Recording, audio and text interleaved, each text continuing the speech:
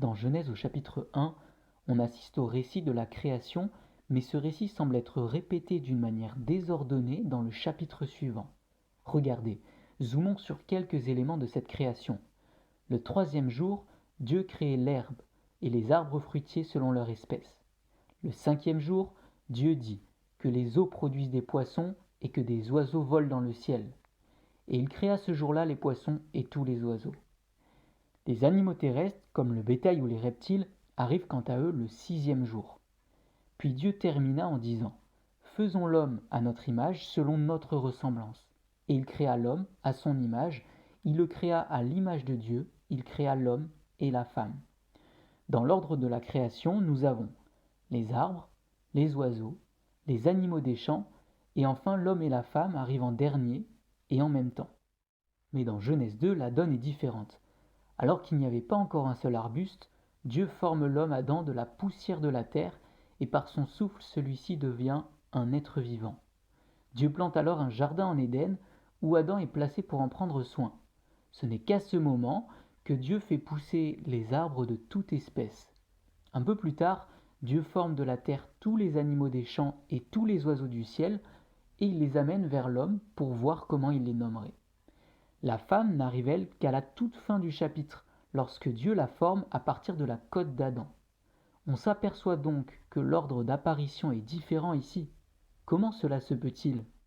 Au premier chapitre, les verbes employés sont Dieu dit et Dieu créa, tandis que dans le second, le verbe qui revient régulièrement est Dieu forma.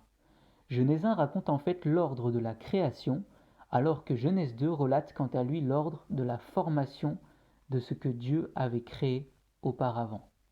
On remarque ainsi que la durée de formation d'Adam a été la plus courte, puisqu'il a été créé en dernier, mais qu'il a été formé en premier. A l'inverse, les arbres ont la durée de formation la plus longue parmi les éléments sélectionnés. En effet, ils sont créés en premier, mais ne sont formés qu'en deuxième.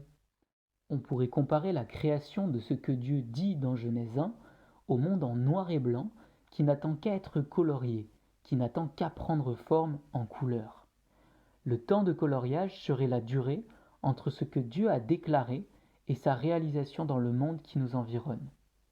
On voit ainsi que le délai entre ce que Dieu dit et sa réalisation peut prendre plus ou moins de temps, mais finit toujours par arriver.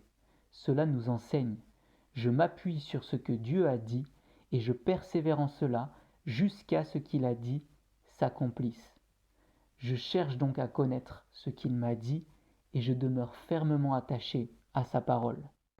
Par exemple, Jésus m'a dit « Je te donne ma paix ». Si ma vie manifeste encore des peurs, du stress ou des angoisses, ce n'est pas que Jésus a menti ou que j'ai manqué quelque chose pour l'avoir manifestée en moi, mais plutôt qu'elle est déjà en moi et qu'elle prend forme au fur et à mesure qu'elle m'est dévoilée. Et en attendant sa pleine manifestation, je m'accroche à sa parole. Jésus, tu m'as donné ta paix. Merci pour cette paix que tu as déposée dans mon cœur, car tu n'es pas un homme pour mentir. Ce n'est pas de l'autoconviction, mais simplement que sa parole est réelle, puisque derrière elle se tient un esprit de vie. Autre exemple, Dieu a déclaré « Soyez saints », et ce qu'il dit, c'est ce qui est. Nous sommes donc saints parce qu'il l'a dit, même si nos yeux nous montrent autre chose.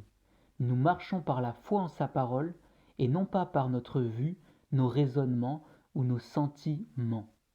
Nous lui faisons confiance que c'est déjà le cas en esprit et que c'est en train d'être manifesté dans nos vies.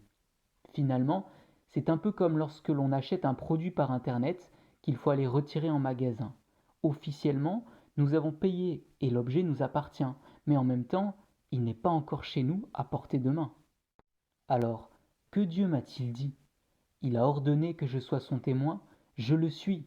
Il m'a déclaré fils de Dieu, je le suis. Il a fait de moi un roi, je le suis.